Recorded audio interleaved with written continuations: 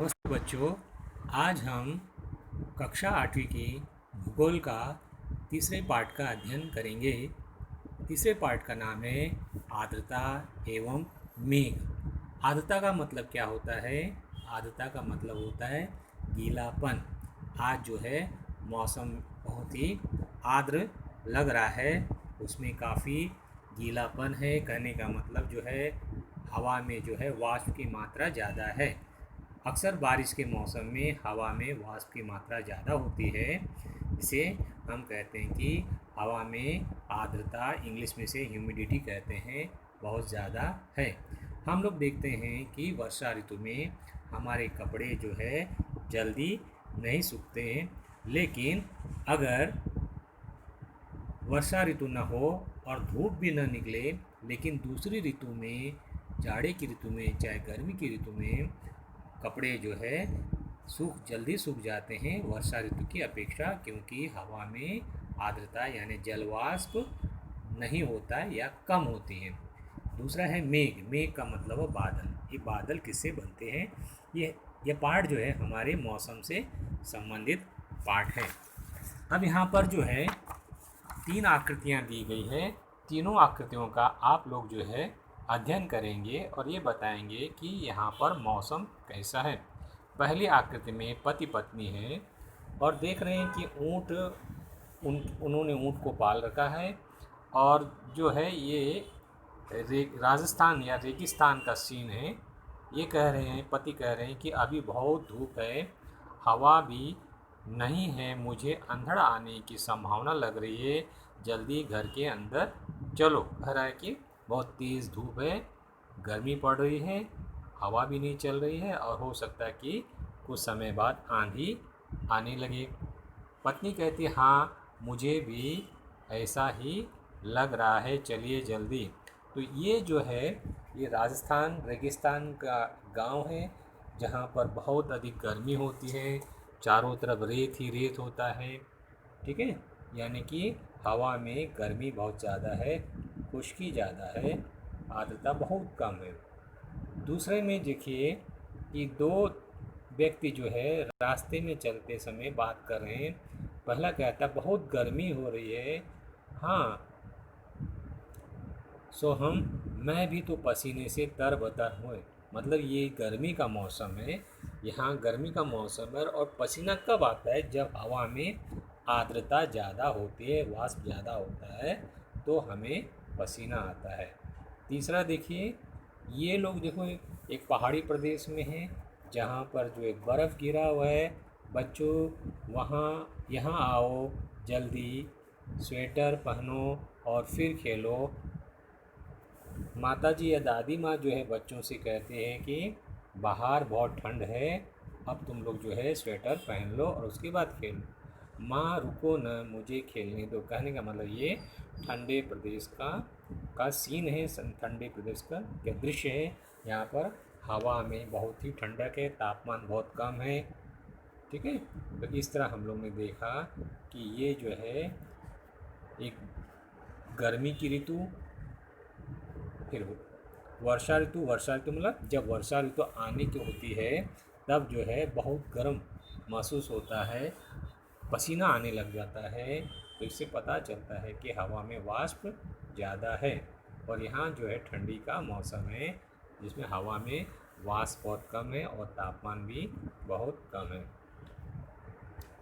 अब देखिए, सामान्यतः मौसम की स्थिति का वर्णन करने वाले वाक्यों का हम उपयोग करते हैं। वायु में स्थित नमी, नमी यानी आर्द्रता, और शुष्कता यानी सूखापन, खुश्की हम साल भर अनुभव करते हैं। देखते हैं हम लोग जाड़े के मौसम में हमारे गाल जो है, उन पर जो है गालों पर चीरे आ जाते हैं, होंठ फट जाते, गाल फट जाते हैं, क्योंकि हवा में खुश्की बहुत ज़्यादा होती है। ऐसे समय हम लोग जो है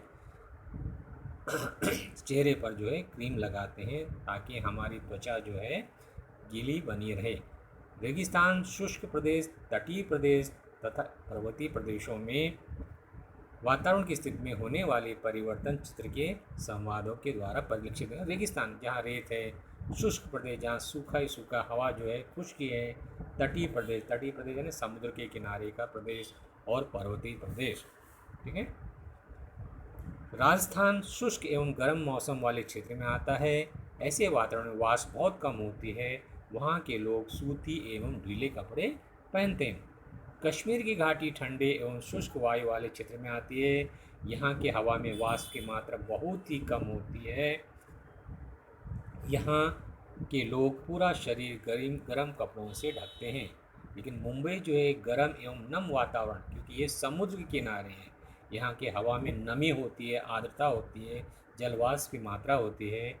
यहाँ की हवा में वाष्प अधिक होती है और यदि साथ ही साथ आकाश में काले काले मेघ आ जाएं तो वातावरण में उमस बैठ जाता है। उमस बढ़ते हैं, जैसे उमस बढ़ती है तो हवा बदन में चिपचिपाहट लगती है, बदन चिपचिपा लगता है और पसीना भी आने लगता है।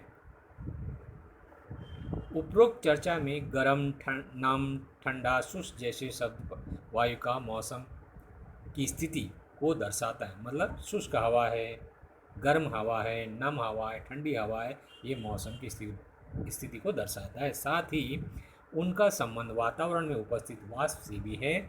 और वाष्प वातावरण का अदृश्य घटक है, वाष्प हमें दिखाई नहीं देता है। किसी भी स्थान के मौसम के बारे में बात करते समय वाष्प का प्रमुखता से विचार किया जाता है कि भाई कितनी नमी हवा में, किसी भी स्थान में वर्षा की परिस्थितियां उत्पन्न होने के लिए वातावरण में वाष्प होना जरूरी है। सर्दियों में जब हम आईने के कांच पर अपना जो है श्वास छोड़ते हैं तो क्या होता है, हमें दिखाई देता है कि पानी की बूंदें, भाप की बूंदें जो है कांच के आईने के ऊपर जो है फैल जाती है, जिससे आईना धुंधला हो जाता है। लेकिन गर्मियों में ऐसा नहीं होता है, क्योंकि गर्मी में वातावरण जो होता है उसमें नम होता है, उसमें हवा में वाष्प की मात्रा होती है। ठीक है। लेकिन ठंडी में जो है हवा में वाष्प की मात्रा बहुत कम होती है या न के बराबर होते हैं। ऐसे समय में मुंह के द्वारा छोड़े गए हवा में जो वाष्प होती है वह जो है हमें ठंडे कांच पर जमा होते हुए दिखाई देती है। देखिए वाष्पीकरण किसे कहते हैं।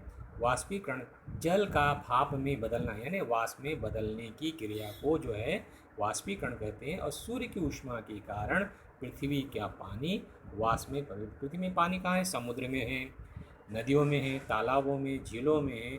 तो यहाँ का पानी जो है धूप के कारण जो है वाष्पीकृत होता है। ठीक है। अब यहाँ देखिए सुनिश्चित कर लो कि यहाँ पर जो है एक स्पंज लिया गया है।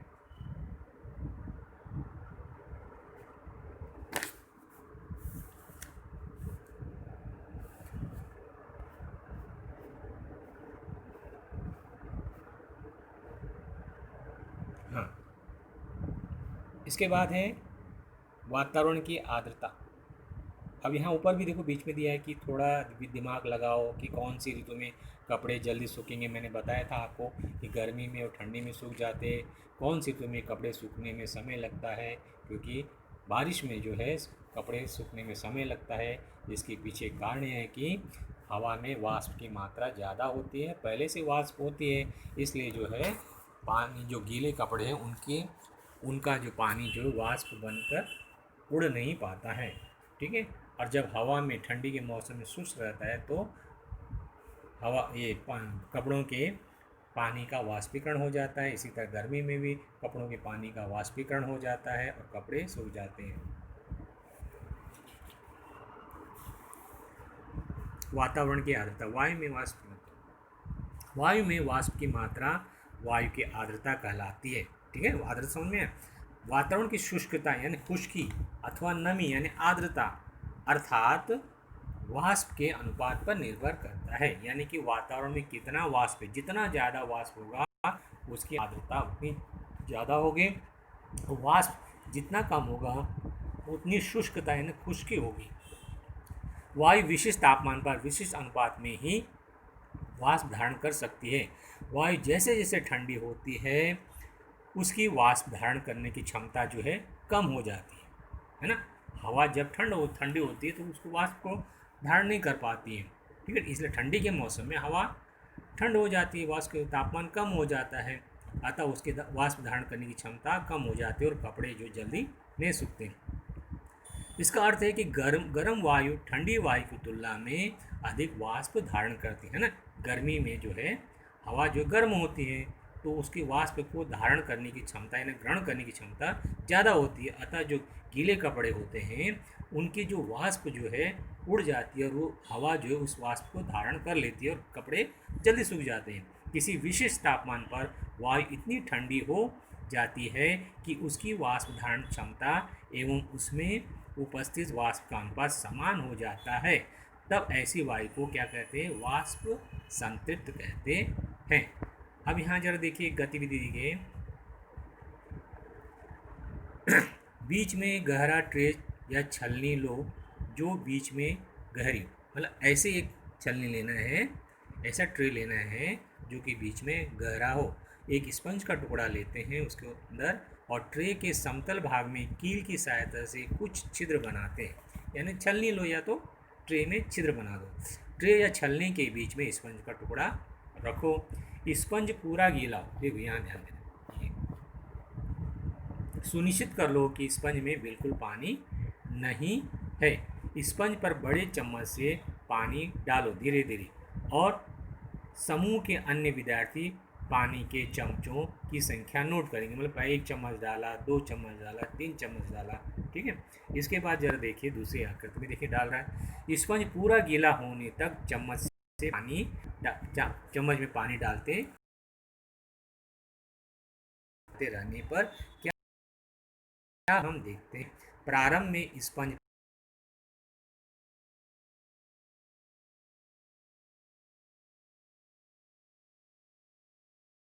पर छिद्र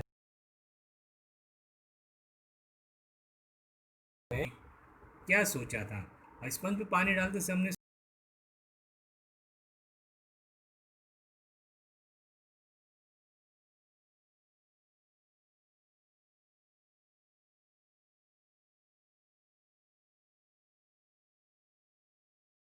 हमने और पानी ग्रहण नहीं किया बल्कि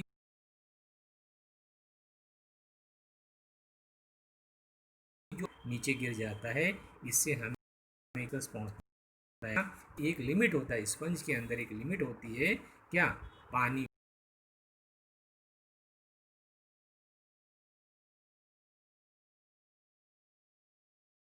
को, ठीक है। अब यहाँ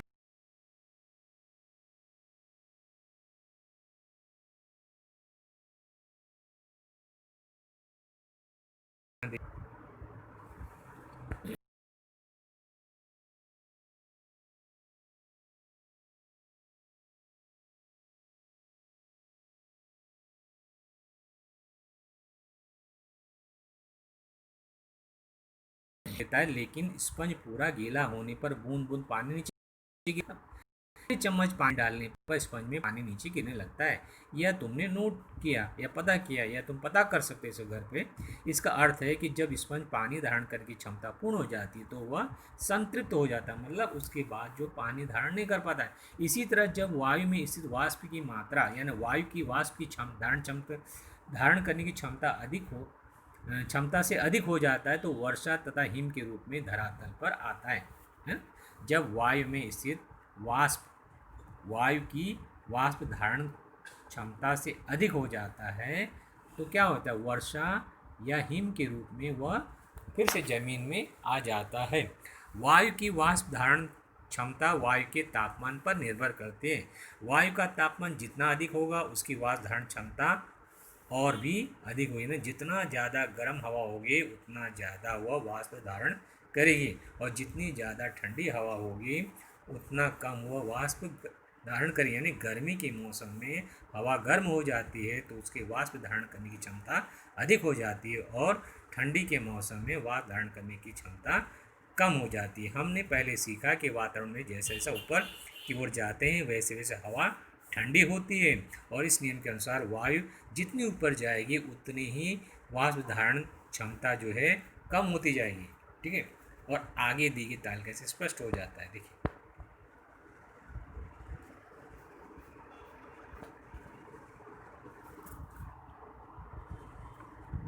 वाष्प धारण करने की क्षमता देखिए, यहाँ पर देखिए, ये -5 डिग्री सेल्सियस पर वाष्प धारण करने की क्षमता 3.26 है, 0 डिग्री पर 4.85 है, 5 डिग्री पर 6.80 है, 10 डिग्री पर 9.40 है। कहने का मतलब जैसे जैसे हमारा तापमान बढ़ रहा है वैसे वैसे वाष्प धारण करने की क्षमता बढ़ रही है। 1 घन मीटर वायु में 15 डिग्री सेल्सियस तापमान पर 12.8 ग्राम की वाष्प धारण क्षमता होती है। यदि उतनी ही वाष्प उस वायु में हो तो वायु संतृप्त हो जाती है, मतलब उसकी क्षमता इतनी 12.8 है, और जब 12.8 जो है उसमें वाष्प धारण करने की क्षमता हो जाती है तो उसके बाद उसके ज़्यादा आर्द्रता वो धारण नहीं कर पाता है, वह संतृप्त हो जाता है। अब निरपेक्ष आर्द्रता, 1 घन मीटर वायु में कितने ग्राम वाष्प है, इसे क्या कहते हैं, निरपेक्ष आर्द्रता कहते हैं। उदाहरण के लिए कि सागरी भागों में जहाँ समुद्र है उसके किनारे वायु की निरपेक्ष आर्द्रता स्थलीय भाग, स्थलीय भाग ने जमीन, जहाँ पर दूर दराज है ना, समुद्र से दूर जो स्थल है, जमीन है, वहाँ की वायु की अपेक्षा अधिक होती है। विषुववृत्तीय रेखा प्रदेशों में निरपेक्ष आर्द्रता अधिक होती है तो ध्रुवों के पास निरपेक्ष आर्द्रता बहुत कम होती है। देखिए, थोड़ा दिमाग लगाओ, वायु की आर्द्रता किस ऋतु में अधिक होती है, तो हम जानते हैं कि वायु की आर्द्रता वर्षा ऋतु में अधिक होती है। मानवीय शरीर पर आर्द्रता का क्या प्रभाव पड़ता है, मानवीय शरीर से आदमी के शरीर में पसीना ज़्यादा आता है, शरीर चिपचिपा हो जाता है। हमारे घरों में खाद्य पदार्थ पर आर्द्रता का क्या प्रभाव पड़ता है, खाद्य पदार्थों पर आर्द्रता, यानी बारिश में देखा होगा कि ज़्यादातर खाद्य पदार्थ जो है ख़राब हो जाते हैं, अचार ख़राब हो जाता है, उसमें फफूंद लग जाता है ना। और रोटी भी जो है अगर जब बासी हो जाती है तो गीली रोटी जब बासी हो जाती है तो वह भी, जब रोटी जो है गीली हो जाती है और उसमें कुछ दिन में फफूंद लग जाता है। फफूंद और आर्द्रता का क्या संबंध है, जितनी ज़्यादा आर्द्रता होती है उतनी ज़्यादा फफूंद लगती है। सूखने डाले हुए कपड़े जल्दी या देर में सूखने में आर्द्रता से क्या संबंध होता है कि हवा में अगर आर्द्रता ज़्यादा होगी तो कपड़े जल्दी नहीं सूखेंगे, और आर्द्रता कम होगी तो कपड़े जल्दी सूख जाएंगे। पानी उबलने पर प्रेशर कुकर के ऊपरी हिस्से में जहाँ से वाष्प बाहर निकल रही है वहाँ से थोड़ी दूरी पर ढक्कन रखो और निरीक्षण करो कि तुमने क्या देखा। हम देखते हैं, क्या देखते भैया, कि जो वाष्प होता है वो ढक्कन, जैसे ढक्कन के संपर्क में आता है तो ढक्कन का तापमान जो है कुकर के तापमान से कम होता है, थोड़ा कम, अतः जो वाष्प जो है पानी की बूंदों के रूप में बदल जाता है। ठीक है, निरीक्षण से तुम्हें पता होता है कि पानी गर्म होने पर पानी की भाप बनती है जो हमें दिखाई देती है, और यही भाप, जिसे वाष्प भी कहते हैं, जब ठंडे ढक्कन पर पड़ती है तो गर्म वाष्प का रूपांतरण पानी में होता है, इसलिए वहाँ पानी की बूंदें जमा हो जाती है। देखिए कक्षा का दूसरा,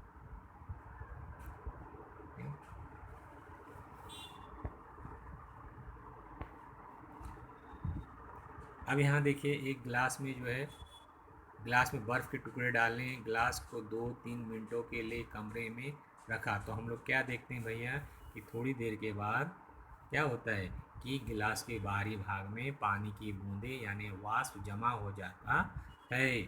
ऐसा क्यों होता है भाई, क्योंकि वायु की वाष्प ठंडी सतह के संपर्क में आने से संघनन मतलब वाष्प अगर द्रव के रूप में बदल जाता है, वाष्प ठंडा होकर द्रव के रूप में बदलता है, उसे संघनन कहते हैं।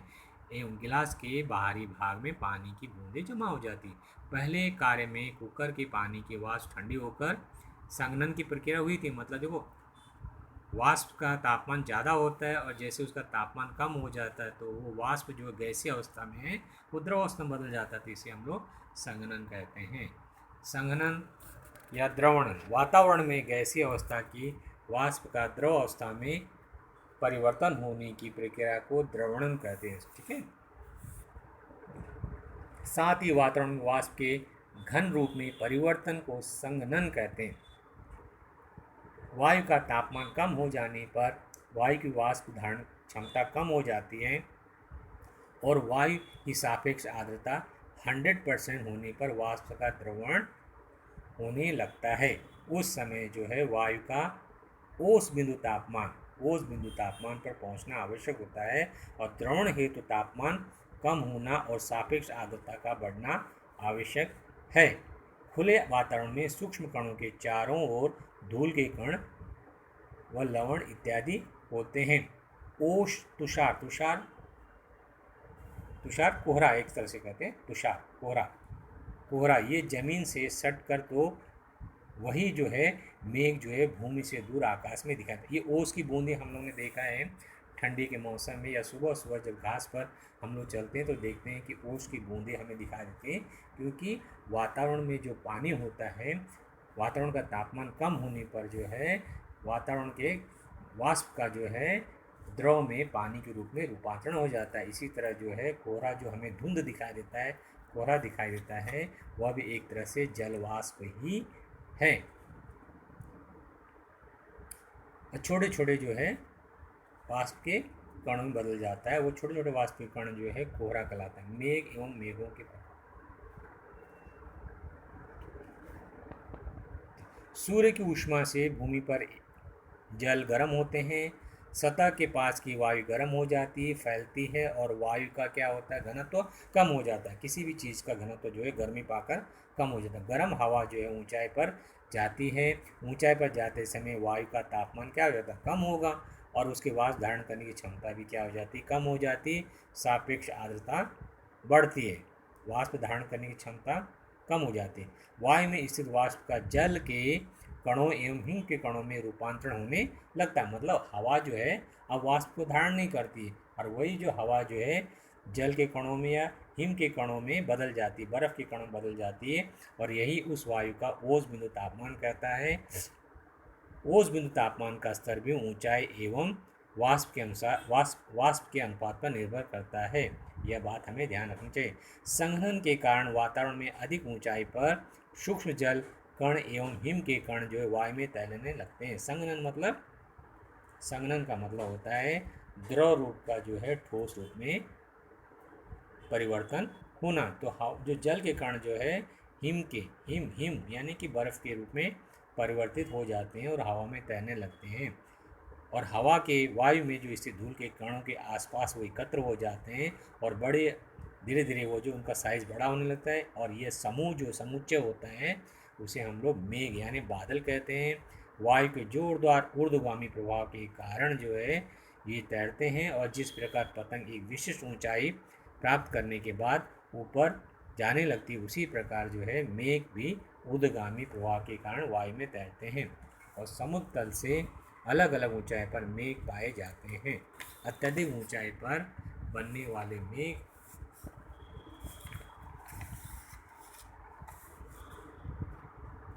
सूक्ष्म हिमकणों से ही बनते हैं और मेघों में संघनन एवं वाष्पीभवन की क्रिया होती है। मेघों में भी जल और हिम के कणों में हलचल होती है। पृथ्वी पर होने वाली वर्षा विशिष्ट प्रकारों के मेघों से होती है और वाष्प का परिमाण भूमि की सतह के पास अधिक होता है और समुद्र तल से ऊंचाई के अनुसार वाष्प का प्रमाण कम होता जाता है। इसके कारण कम ऊंचाई वाले मेघ जो है आकार में बड़े होते हैं और अधिक ऊंचाई वाले मेघ जो आकार में छोटे होते हैं।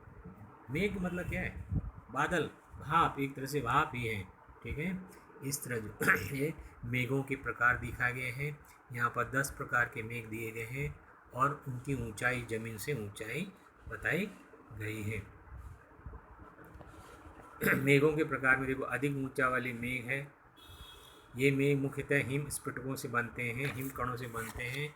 इनका वर्गीकरण सिरस, सिरोक्यूमुलस एवं सिरोस्ट्रेटस प्रकारों में किया जाता है। सिरस मुख्यतः तंतुमय होते हैं, इन्हें धागे के जैसे होते हैं। सिरोक्यूमुलस मेघों का स्वरूप छोटी छोटी लहरों के समूह की तरह दिखाई देता है। सिरोस्ट्रेटस सिलवटों वाली चादर की तरह दिखाई देते हैं। इसके आसपास कई बार प्रभाव मंडल यानी कि रोशनी दिखाई देती है। मध्यम ऊंचाई के मेघ, इसमें अल्टो क्यूमुलस एवं अल्टो स्ट्रेटस मेघों का समावेश होता है। अल्टो क्यूमुलस स्तर के स्वरूप में और जो है उनकी रचना तरंगों की तरह दिखाई देती हैं। कई बार वे सफ़ेद रंग के होते हैं और उसमें धूसर रंग भी की छटाएं होती है। अल्टोस्टेटस में कम चौड़े होते हैं। इनसे सूर्य दिखता है। सूर्य दुधिया कांच में से कैसे दिखता है वैसे दिखता है। आंधी तूफान के साथ चलिए, कम ऊंचाई वाले जो मेघ हैं इसमें 5 अलग अलग प्रकार हैं। स्ट्रेटो क्यूमुलस मेघों में परतें होती हैं। उनका रंग सफ़ेद से लेकर भूरा होता है। इनमें अनेक मेघों के झुंड दिखाई देते हैं। स्ट्रेट मेघों में भी परतें होती हैं। इनका रंग राख की तरह होता है एवं नीचे की ओर ये समतल होते हैं। निम्बोस्ट्रेटस मेघों की परतें जो है मोटी होती है। ये गहरे राख के रंग के होते हैं और इनसे रिमझिम वर्षा तथा हिमपात होता है। क्यूमुलस मेघ जो होते हैं ये मेघ धरातल से 500 से 600 मीटर की ऊंचाई के बीच ऊर्ध्व विस्तार वाले होते हैं। वायु का जोरदार ऊर्ध्वगामी प्रवाह इन मेघों की उत्पत्ति करता है। ये मेघ जो है विशाल और गुंबद के आकार के होते हैं। इनका रंग धूसर होता है। क्यूमुलस मेघ सुहाने मौसम के द्योतक है। मतलब जब इस तरह के बादल छाते हैं तो मौसम बड़ा सुहाना लगता है। इन मेघों का ऊर्ध्व विस्तार कभी कभी इतना बढ़ जाता है कि उनका क्यूमुलोनिम्बस मेघों में परिवर्तन हो जाता है और वर्षा होने लगती है। क्यूमुलोनिम्बस मेघ में ये विशिष्टतापूर्ण मेघ आंधी के द्योतक है। मतलब ये जब ये बादलें ये मेघ जब आते हैं तो आंधी आने की संभावना रहती है। ये मेघ जो है काले रंग के होते हैं और बहुत घने होते हैं। ये किसी पर्वत की तरह दिखाई देते हैं। इनका ऊपरी भाग निहाई की तरह समतल होता है। इन मेघों में गड़गड़ाहट होती है और बिजली चमकती है।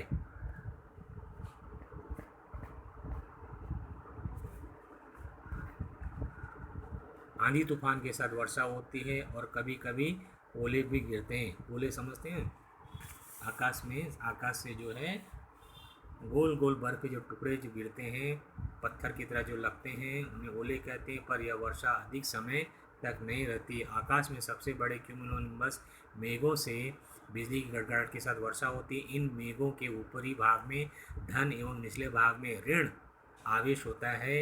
इनके नीचे की भूमि हमेशा धन प्रभार लिए रहती है। प्रभारों के अंतर के कारण विद्युत प्रभार का निर्माण होता है और बिजली चमकती है। आकाश में बिजली कौंधती है और आकाश प्रकाशमय हो जाता है। अन्य मेघों की अपेक्षा इन मेघों से गिरने वाले पानी की बूंदें बड़ी होती है, क्योंकि मेघों के अंदर ये बूंदें तैरती है और बड़ी होती है। बड़ी होते ही ये जो है इतनी भारी हो जाती कि मेघों पर तैर नहीं पाते, यानी मेघ उन्हें संभाल नहीं पाते और पानी की बूंद यानी वृष्टि की यानी बारिश के रूप में ज़मीन पर आ जाते हैं। और कभी कभी मेघों